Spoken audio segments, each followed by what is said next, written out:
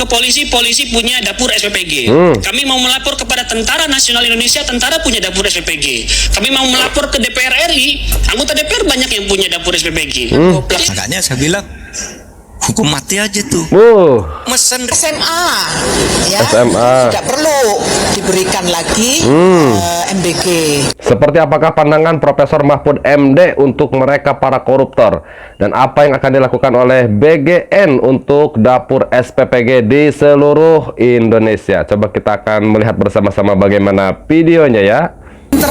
Internal kami di BGN pun akan melakukan transformasi dari mulai SDM-nya, dari mulai tata kelolanya.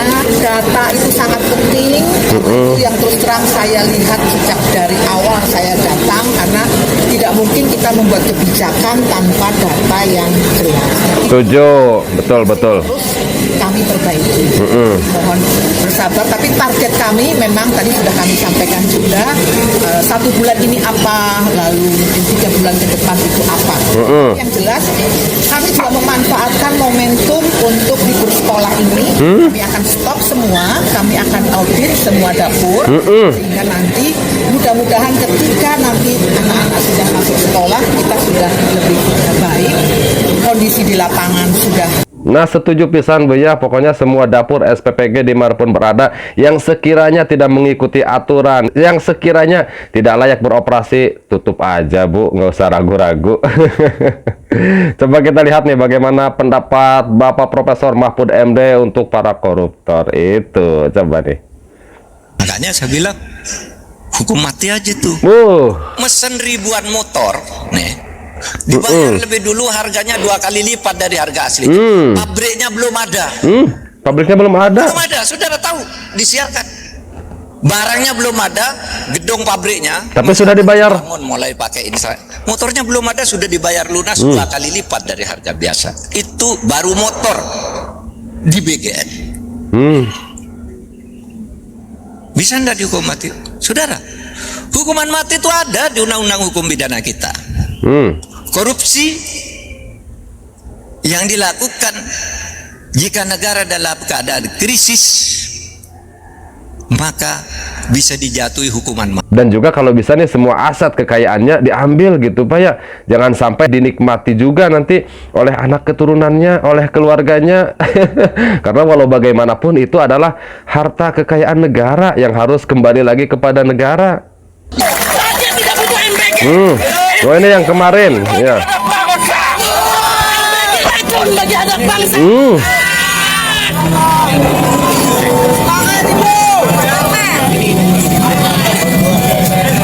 Assalamualaikum warahmatullahi wabarakatuh. Waalaikumsalam. Untuk saat ini banyak anak yang tidak bisa meneruskan pendidikan. Kami tidak butuh MBG. Saya tidak butuh MBG. Kami tidak butuh MBG. Wahai yang ada di sana, kami hanya butuh perlindungan, pendidikan murah, sadar pangan murah. Kami hanya butuh kenyamanan untuk anak cucu kami. Kita tidak butuh MBG. Kita tidak butuh MBG. Yang dibutuhkan pendidikan gratis. Nah, jadi bagaimana menurut teman-teman, manakah nih yang lebih penting? Apakah MBG itu lebih penting, atau harga-harga yang murah itu lebih penting, atau pendidikan yang gratis itu lebih penting, atau mungkin semuanya juga penting nih ya? Coba kirimkan pendapat teman-teman di kolom komentar ya. Kita lanjutkan lagi ke video berikutnya yuk. Lapor ke polisi, polisi punya dapur SPPG. Kami mau melapor kepada Tentara Nasional Indonesia, tentara punya dapur SPPG. Kami mau melapor ke DPR RI, anggota DPR banyak yang punya dapur SPPG. Laksanakan program makan bergizi gratis berdampak kepada terganggunya kegiatan belajar mengajar di sekolah. Dampak yang paling banyak disebut adalah berkurangnya jam efektif karena proses distribusi, pengambilan, pengembalian wadah seringkali berlangsung pada saat jam pelajaran. Selain itu, ini perlu diketahui juga oleh pemerintah, banyak juga yang menyampaikan bahwa program ini menambah beban guru karena mereka harus terlibat langsung dalam proses pembagian makanan, menghitung jumlah paket, hingga memastikan pembagian wadah makanan. Waktu istirahat pun tidak ada, waktu persiapan mengajar menjadi berkurang. Sebagian juga menyoroti kualitas makanan karena menu di sini dianggap tidak baik, menyebabkan banyak makanan tidak dikonsumsi oleh siswa. Majelis Hakim yang mulia, upaya yang kami lakukan secara konstitusional ini adalah upaya yang paling mendasar, jika boleh menyebut upaya terakhir, karena akses untuk mengevaluasi agar anggaran kesejahteraan guru dalam anggaran pendidikan tidak diambil oleh MBG, tidak ada salurannya. Jujur saja, kami mau melapor ke polisi, polisi punya dapur SPPG. Kami mau melapor kepada Tentara Nasional Indonesia, tentara punya dapur SPPG. Kami mau melapor ke DPR RI, anggota DPR banyak yang punya dapur SPPG. Jadi emang ini jalan terakhir untuk kami mengadu. Kepada siapa lagi? Kepada konstitusi lah kami berharap, ya kalau nggak punya dapur ya. Atau mungkin perlu ditambahkan lagi nih ya jumlah para pekerjanya biar tidak mengganggu aktivitas para guru dalam mendidik para murid di sekolah. MBG itu untuk menyentuh masyarakat miskin. Yang sekolah itu orang yang mampu aja, Pak.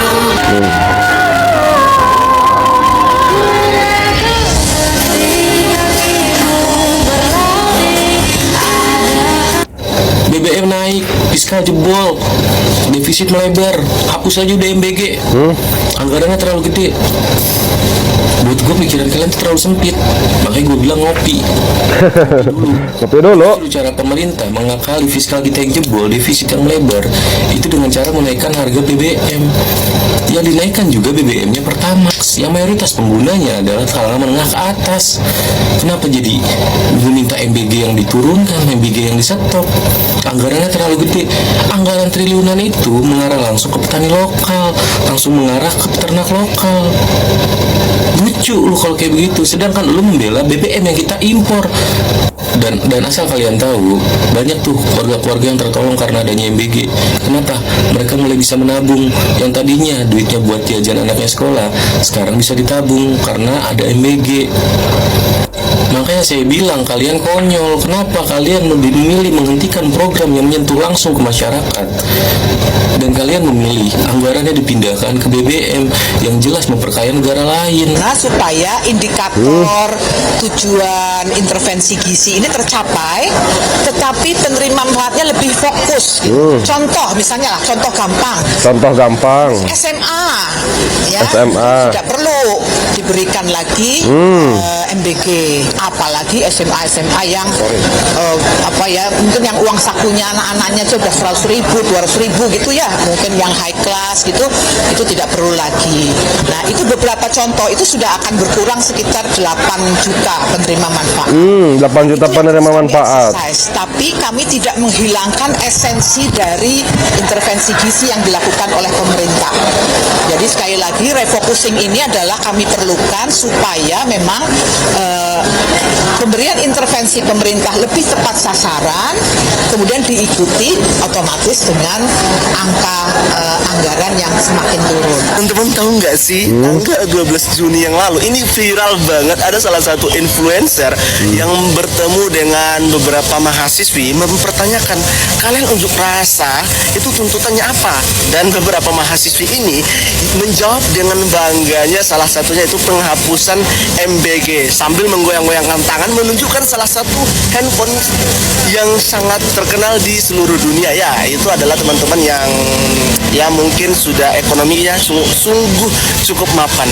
Dan di satu sisi sambil jalan nih, influencer sambil jalan terus bertemu dengan beberapa anak-anak, mungkin ada 5 orang anak-anak datang, kalian ngapain kesini gitu. Dan anak-anak jawab, kita mau lihat aja bang, kita nggak mau MBG sampai dihapuskan gitu. Lah, jadi ketika masyarakat atau anak-anak yang menerima MBG ini sangat berterima kasih kepada Bapak Presiden terbaik bangsa, siapa lagi kalau bukan Bapak Prabowo, mereka sangat bangga akan adanya MBG ini. Nah, di satu sisi teman-teman, mahasiswa menyuarakan bahwasanya MBG ini harus dihapuskan karena tidak sesuai dengan pri keadilan dan pri kemanusiaan. Entah apa yang mereka pikirkan ya. Tapi yang pastinya adalah kita lihat bahwasanya kajian yang dilakukan oleh teman-teman mahasiswa ini menurut saya masih kurang efektif. Ketika teman-teman ingin menghapuskan sesuatu, maka lakukanlah dulu survei bagaimana pendapat orang yang merasakan dari MBG ini. Kalau teman-teman mempertanyakan itu sesama mahasiswa, maka mahasiswa tidak akan mendapatkan manfaat itu. Karena yang menerima manfaat adalah anak-anak dari SD sampai SMA. Tujuannya apa? Untuk memperbaiki gizi generasi muda kita. Kalau teman-teman tanya teman-teman mahasiswa, sudah pasti jajannya itu di kafe, handphonenya harus handphone, kemudian nongkrongnya harus bawa mobil, kemudian makanannya harus yang punya brand. Sedangkan anak-anak cukup bisa makan saja, anak petani seperti kami, anak petani itu cukup bisa makan saja sudah senang gitu. Jadi ini adalah salah satu tuntutan yang kontradiktif menurut saya, yang teman-teman terkadang ingin menyuarakan tuntutan masyarakat, keluhan masyarakat, namun tidak mengetahui apa yang sebenarnya yang diinginkan masyarakat. Hanya mengklaim bahwasanya ini demi kepentingan masyarakat. Oleh karena itu, kami dari Ikatan Senat Mahasiswa Hukum Indonesia mengajak, ayo teman-teman, silahkan bersuara, silahkan sampaikan pendapat Anda, silahkan Anda berorasi, silahkan Anda kritik. Namun, lakukanlah dulu yang namanya survei ke lapangan. Atau teman-teman, lakukanlah carilah by data yang konkret gitu lah teman-teman. Supaya apa? Supaya teman-teman tidak malu. Jadi tidak ada yang melarang berunjuk rasa, tidak ada yang melarang untuk menyampaikan pendapat, namun berikanlah informasi itu sesuai dengan data yang konkret. Ketika pemerintah salah, katakan salah, ketika benar, katakan benar. Ini baru namanya anak muda yang cerdas, kuat, dan bermartabat. Salam hormat dari kami, Ismahi untuk Indonesia. Dan juga nih, kalau bisa mas, survei yang dilakukan itu tidak hanya bertanya ke salah satu gitu ya, salah satu sekolah atau sekelompok anak gitu ya. Kalau bisa nih ke seluruh sekolah di seluruh Indonesia, dari mulai Sabang sampai Merauke, pokoknya tidak boleh ada satupun sekolah SD, SMP, SMA yang terlewatkan. Kemudian mereka ditanya apakah MBG ini mereka butuhkan atau tidak gitu ya. Lalu bagaimana jawaban mereka? Nanti kita bisa bandingkan gitu ya, berapa banyak yang membutuhkan MBG, berapa banyak yang tidak membutuhkan MBG. Tapi gitu ya, kalau bisa mah jangan cuman hanya satu sekolah, jangan hanya cuman sekelompok anak-anak gitu ya, tapi ya semuanya dari mulai Sabang sampai Merauke. Jadi kita bisa mengetahui ya, seberapa banyak yang membutuhkan MBG, seberapa banyak yang tidak membutuhkan MBG, bukan hanya dalam perkiraan kita saja gitu ya. Itu juga kalau bisa. Tapi bagaimana menurut teman-teman? Silakan kirimkan pendapat teman-teman di kolom komentar ya. Oke, kita tutup dulu perjumpaan kita di kesempatan ini, dan nanti kita akan jumpa lagi di video-video kita berikutnya. Dan saya ucapkan terima kasih kepada anda semua yang sudah menyaksikan tayangan ini dari awal sampai akhir. Wallahu huwal muwaffiq ila aqwamit thoriq. Wassalamualaikum warahmatullahi wabarakatuh. Sampurasun.